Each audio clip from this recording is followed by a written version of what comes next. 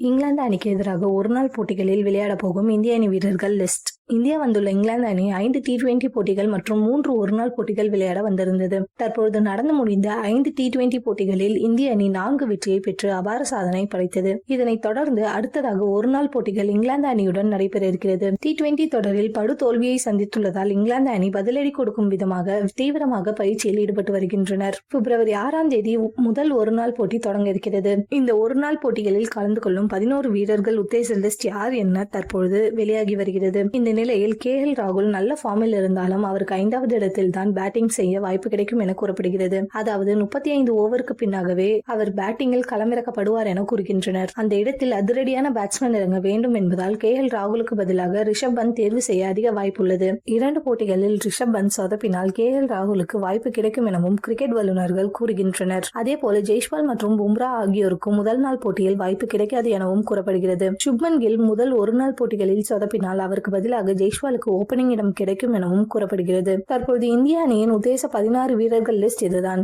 Rohit Sharma captain, Shubman Gill, Virat Kohli, Shreyas Iyer, Rishabh bandh, Hardik Pandya, Ravindra Jadeja, Washington Sundar, Kuldeep Yadav, Harshit Singh, Mohammed Shami.